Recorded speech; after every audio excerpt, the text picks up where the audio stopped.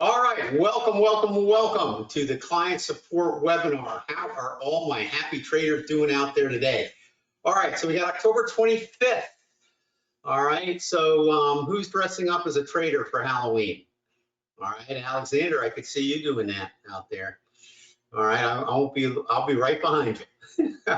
All right, anyway, I hope everybody's doing good out there and you can hear me good. This is being recorded. You know, all the recordings are kept on our YouTube channel. So you need to access that though through the client VIP area because they're hidden, they're unlisted. All right, Gene, anything you need to say before we get going? No, just welcome everybody and happy October and happy Halloween. I can't believe it's coming up. So, of course, we love when you all join us for Stock Analysis Fridays, every Friday at 8 a.m. Pacific time on our YouTube channel. And I'll post a link for that shortly. All right, Ben, back to you. Okay, great, thank you. All right, let me go through the administrational items, which include our famous disclaimer on the risks involved in trading. Yeah, there are risks in trading. It's possible to summer all your money. You're not going to win every time, okay? And you want to control your risk through calculating trade size. You know, we got all the books on that. And also what you want to do, of course, is realize you're working in a realm of probabilities, not certainties. So you can have an edge, but that doesn't mean you're going to be right every time, all right? The shorter the time frame, the more your psychology has to be hardened to that fact. For example, if you day trade very short time frames, you know, you may lose 1-2 times whatever your system's maximum loss rate is very quickly. And you've got to be able to mentally not let that throw you off or second guess yourself or whatever. So keep that in mind. Also, to remember to always trade with money you can afford to risk, called risk capital. Also, if we look at stocks or anything here, you know, these are my analysis, my opinions. Run those by your financial advisor to be sure they're suitable for you. We don't know your personal situation, and they do. All right, so that's kind of what you got to keep in mind. All right, here's my books on money management. My new book, The Art of Trading, second edition, is available for pre-sale purchase now, and you'll probably get a better price, I think, if you buy it now anyway, so a good time to get it. It's going to be a great book. I think it's going to be the best book I've ever written. But I also have Elliott Web Techniques and Survival Guide for Traders available as well. All right, so here's the software. Many of you here, we got a great turnout today. Many of you here already have our software. For those that don't, you may have parts of it, but not all of it. So you can always add on to what you have. You know, it's kind of like a la carte. You can buy the bundle, everything, all right? Or you can buy what you can afford now. You trade that for a while, get used to it, then add on some of the other things like the scanners and the risk control software. And you may have art, but you may not have all the indicators at the bottom. So, you know, that kind of thing. So very easy to do. You just go to our website and then go to our store. All right, let me come out of here. If I can figure out how to do that. All right, here's TradeStation, okay? And then I've got Ninja right behind it. All right, so what I wanted to cover today is I want to talk a little bit about Elliott wave corrections. There's many kinds, but I thought we'd focus on that. And also, if you guys have any questions, you know, if you're new with the software and you're struggling with something or something's not working right, this is the place to talk to me about it, okay? So bring that up. Even if I have a topic I'm going to cover, definitely bring that up as well, okay? Gene, you just texted me privately, okay? I think you might have meant to do that for the entire audience, so you can repost that. She's posting a link to our YouTube channel. All right, there it is, okay. So let me talk a little bit about the Elliott wave corrections. All right, there's two areas where we have corrections, right? Does anybody know what those are? So I'll just draw an Elliott wave pattern, 5 pattern up here, and try to give it away to you. All right, so what are the corrective waves? Whether it's a downtrend or an uptrend. Here, I'll draw it down. What are the corrective patterns? I'm not going on until somebody answers me. You guys have been far too asleep on these things. All right, so you gotta answer. We'll just sit here until somebody answers me. Nobody knows what the correction numbers are? Oh, I see answers. They're coming in. How come I don't see that? Jim Blue, and Frank, and everybody's Well, answering. all right, but I don't see it. It's under questions. Oh, I might be in the chat. Okay, I apologize. My bad. Let me put that up there so I don't miss it. Okay, give me 1 second. Now I can't find my questions area.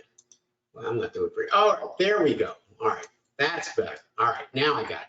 Correct. All right. Jim, you're correct. Frank, you're correct. Anybody else? If you don't understand that, let me know. So on an Elliott wave sequence like this would be a 1, this would be a 2, this would be a 3, this would be a 4, and this would be a 5. So these are your corrective waves because they're going against the dominant trend up. Likewise, when we have a trend down, okay, 3, 4, 5, these are your corrective waves here, okay? So those are the two places in an Elliott wave where they occur. Now, let's talk first about wave 2, all right, which is this wave here.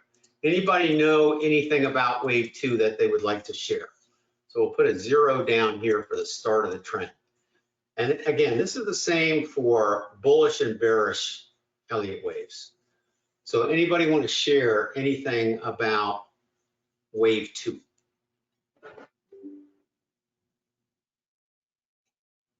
And then after wave 2, we'll get to wave 4. What do you know about wave 2?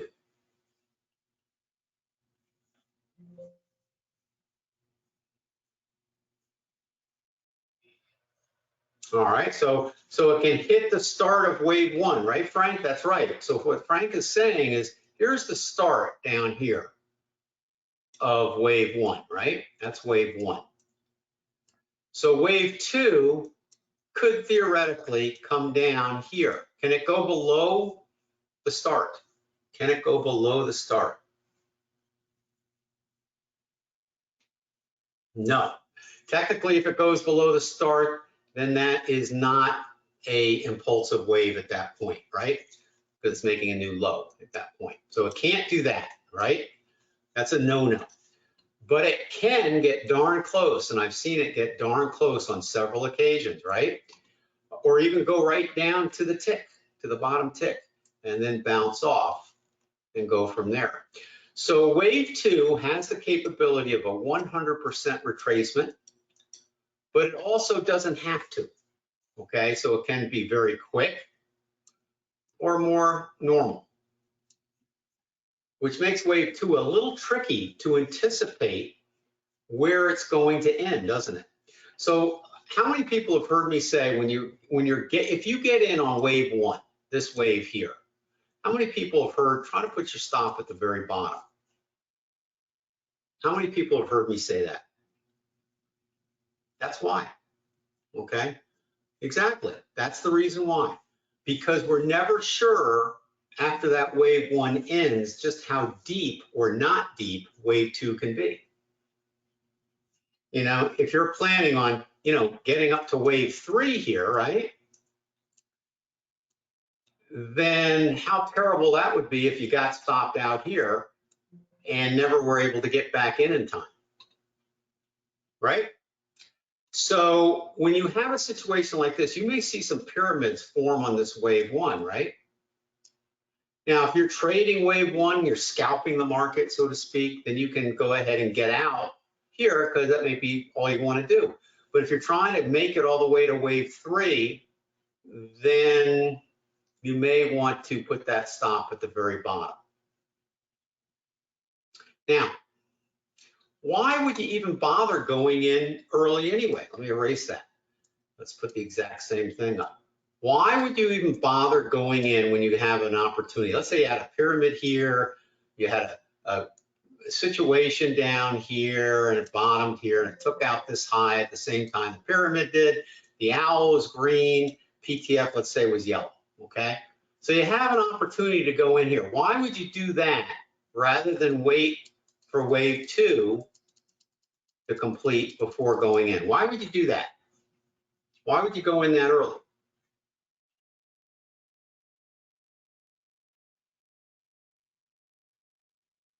Well, the reason I would do that, okay, is that there's a couple things to think about. One is if you realize you're getting in on that first impulsive wave, all right, you don't know how high it's going to go, for one thing. All right, so maybe this will be the best price you ever get, right? The other thing too is that if we go in early, it allows us to go with a larger trade size by putting our stop at the very bottom, right? So if I wait and go in way up here, okay, wait for it to get a little higher, then my trade size is not going to be as great. All right, now, the next question is, okay, well, why do you do that at all? Why don't you just wait until wave 2 is over and then go here? The only problem with that is if you're going to wait for wave 2 to go over, you got to wait for it to breach wave 1 because it can do this when you can get that roly-poly motion on wave 2 sometimes because it's a correction, right? So generally speaking, you know, usually if you get this, well, maybe you can go in here, all right, but you don't always get that. Instead, sometimes what you get, and this is going to be a personal decision that you want to make on your own. I'm not telling you what to do, but you're probably not going to go in till up here, okay? So then your trade size probably has got to be based under here, all right, which should hold if this is the bottom of 2, okay? So you have two options. A, get in early, put your stop at the very bottom, or B, wait until wave 2 completes and then and then the next move, which should be wave 3, takes out the top of wave 1. And there's no right or wrong answer. I'm just letting you know what the options are. And again, the case for wave A is that you don't know how high wave 1 is going to be. So you may be getting in really, really good if you can get in here and put your stop here rather than wait for B, which may be a little bit more certain, but you know, you may not get in as good as if you got in on an early part of wave 1. Does that make sense to everybody?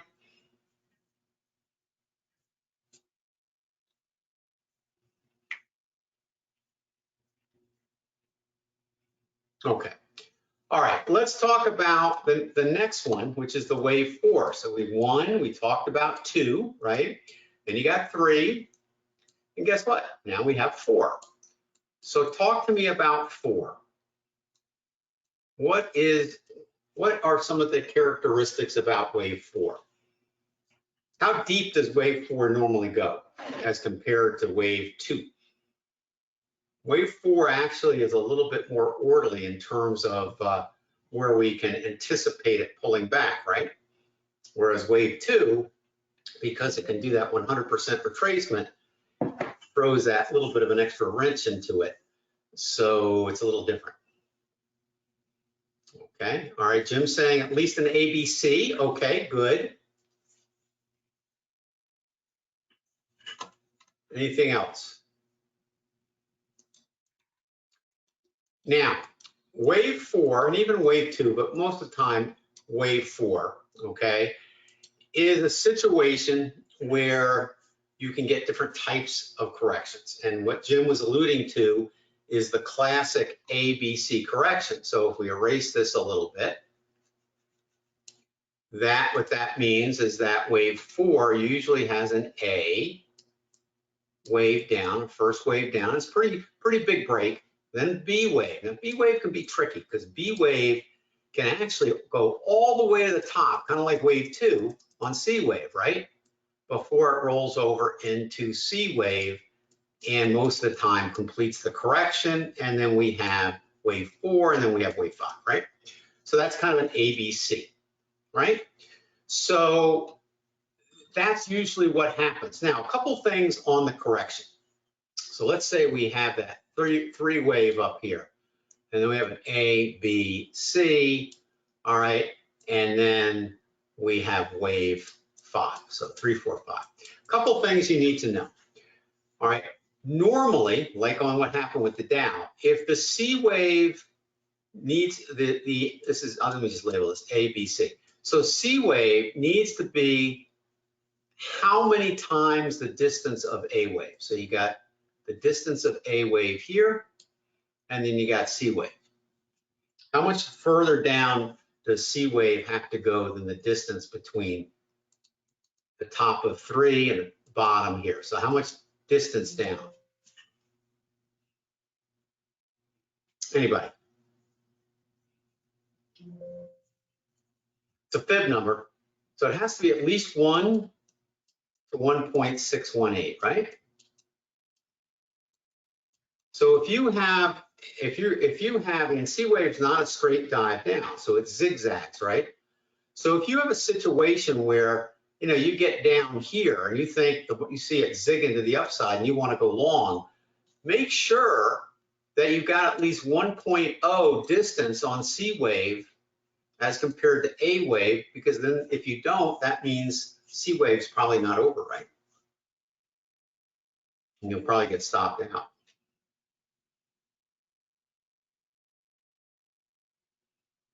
And try to measure the distance. Here's another interesting point of it. So when you have wave 3 and you have an A wave here, the distance, the price here versus the price where A wave ends, that's a distance, that's a number, right? So C wave has to be at least 1 to 1.6 of that A wave number. So what if C wave is like this? Takes a long time, but goes down. Okay, it's not the length this way that matters, it's the length this way. It's the distance, do you see? Between the top of B and the bottom of C. Because this is what can be quite confusing, is that this C wave may not look as pretty as A wave, but as long as it's 1 to 1.618 of the distance between B wave and the bottom of C here, you're good. Does that make sense to everybody?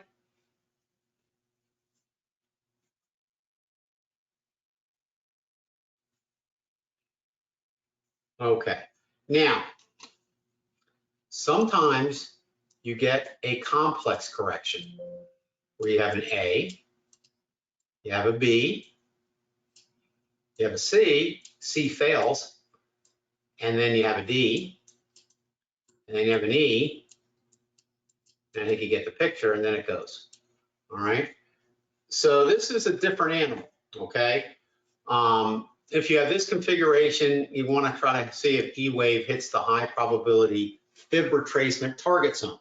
All right, so wave 4s, whether it's an ABC or a complex correction, usually come down to the fib retracement level of 0.38 and 0.61, right? So right around that time frame. So that's the high probability, that's 70%. And you draw that, in order to get that 70%, you usually need to draw it between waves 2 and 3, not the bottom of wave 1, not the 0 point. So anchor your fibs here and here. That's where I came up with that number, okay? All right, so when you have a correction unfolding and you've got wave 3, and then you have an A, B, C, all right? At this particular point, if C wave is not as long as A wave, but you have a reversal that goes up much higher than a point of inflection, meaning you're not in C wave anymore, then chances are you are in a complex correction, and this distance here on C wave is going to be less than 1. That's usually a lot of times the way it happens, okay? Not always, there's nothing always in the market, but that's a lot. Now, a complex correction we never really know in advance is going to happen until it happens. So you always plan on an ABC correction, because if it is an ABC correction, you want to get in early before it gets technically above B wave, right? Because then already you're close to the target. So there's just sometimes you're going to get in and get fooled, okay? And again, it's a probabilities environment. ABCs happen, simple ABC corrections happen a lot more often than complex. So I always plan on an ABC, and if I'm wrong, chances are I'll be stopped out on C wave when E wave eventually comes and takes me out. And the problem is you're not really going to know there's a problem until we get past the inflection point between whatever the high of D wave is and the bottom of C wave, because if it's C wave, it really necessarily shouldn't come down that much after its next high, okay? So, you know, these are all the little subtleties of trading corrections and so forth. You're just not going to be right all the time, all right? Some people are like, oh, this is too confusing. I just don't even want to bother trading corrections. I'll just wait till it gets to the retracement and then go long. All right, well, that's fine. But for example, like in our day trading room, we're forced to trade these because we're only together for 2 hours. So sometimes we have to, you know, trade difficult things, which makes it more difficult. Now, one more thing I wanted to share with you, okay, is the fact that what I also try to do is, you know, sometimes if you want to trade the correction, okay, and you're looking for a top of wave 3, what I have found is that try to, usually on a wave 3, you can see some type of movement inside the wave 3 because wave 3s have 5 impulsive waves, right? So you want to kind of try to find that last movement up and see it before shorting it.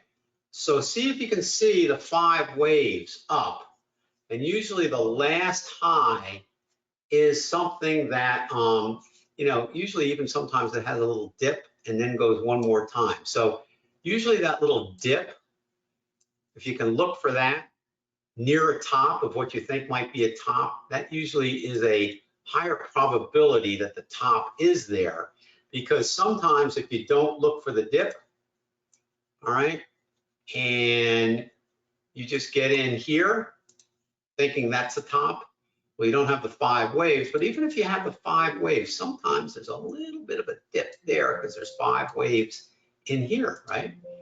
So try to always see if there's a little dip before what you think is the top before going short on a correction. Okay, makes sense? All right, so that's what I wanted to cover today. Those are the corrections, and there's many types of complex corrections. So if you got a 3, you can go to that A, B, C, D, but there's also an A, B, C, D, E, where you have nothing but a sideways market. And then there's some where it's A, B, C, D, and then it goes. So it's more like a wedge, okay? Then you can get some pennants in there too, where you get the compressed correction. So there's many different types of complex corrections out there. You know, it definitely takes a little while to get used to them and figure them out sometimes, but you know, assume everything's an ABC until proven wrong. That's what I would do. And you're going to be right more often than not if you can do that. Just don't throw the stapler out the window if it happens to be the one time probabilities went against you, okay? All right, anything else? All right, and Frank, yeah, smaller stop is a smaller stop loss gives you a better risk to reward for sure, and a higher trade size, correct. All right, was that helpful?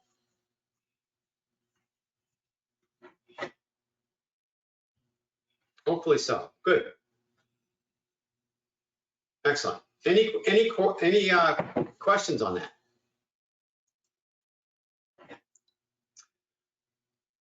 Any questions? And the other thing too, here, one more thing, is if you whatever means in which you trade, if you're gonna have 3 and you're trying to catch, let's say you don't want to trade the correction, but you're trying to catch the bottom here. When you catch a bottom, all right, make sure this is at least as big as this, right, on an ABC, because the idea is you're gonna be trading a 5, right? So make sure if you can that it hits the target zone. In a perfect world, that's what you want, but sometimes it gets fuzzy. Sometimes you get this at 1.0 and it just misses the high target zone. So what do? Well, you can take the trade because you don't want to miss wave 5 in case that's all that it's going to give us. All right, that's one thing you can do. And then maybe you can put your stop under here if you want to lower your trade size, or just put it under here, go with the higher trade size. And then if you get stopped out, don't jump up and down and be all upset or get depressed or say this doesn't work. Okay, just try again. All right. There's many times where I have been stopped out on my initial entry, especially with day trading a lot, because we're caught in these things all the time. And people will look and say, oh, that doesn't work.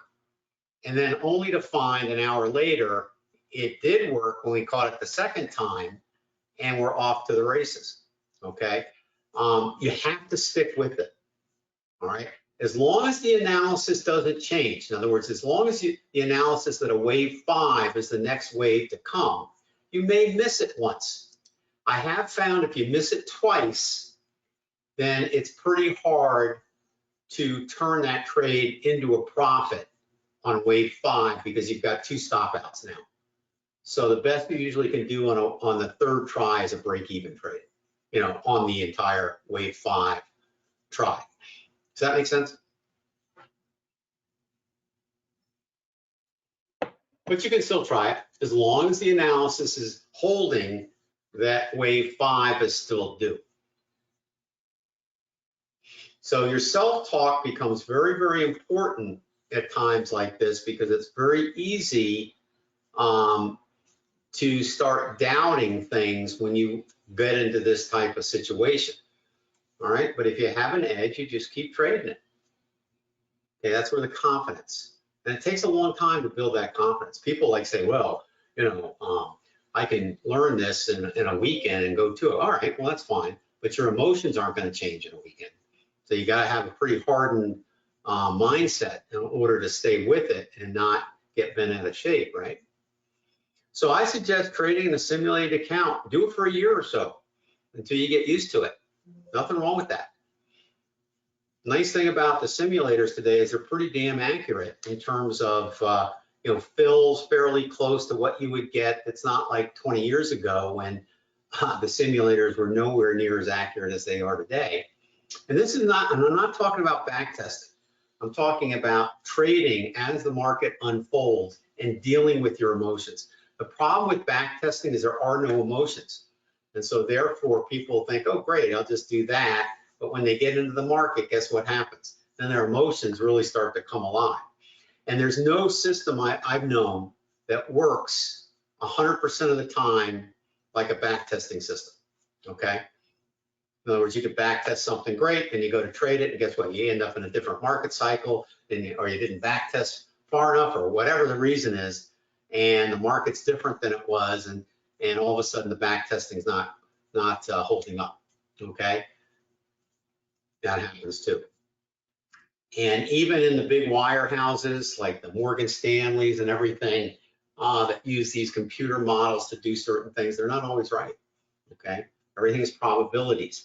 And they tweak them all the time based on the current situation, the current interest rates, all these things change, okay?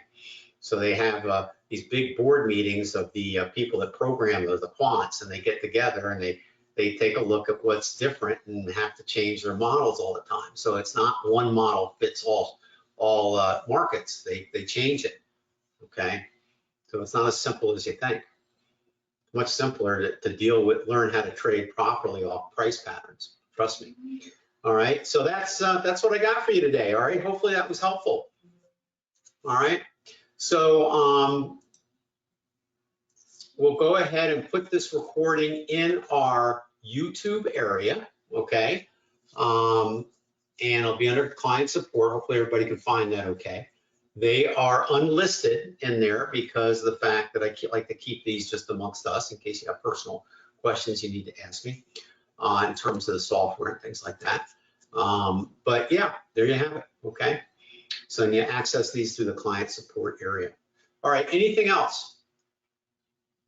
All right, great session today. Thanks for your feedback. Gene, any last minute things you need to talk to me about? No, that's going to be it. That's a wrap. Okay, good.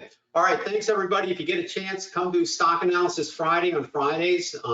That again is held on our YouTube channel. It's free, and we're together for about an hour. And the idea behind that is to bring a couple stocks. We'll look them up, and everybody brings a couple stocks, and we find some real good opportunities, and some you may not even be aware of. Okay, so it's almost like a free stock picking service.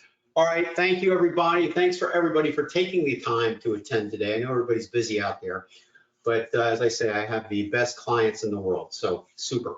All right, we'll see you back here next week. Thanks so much. All right, take care. Thank you, Frank. Bye-bye.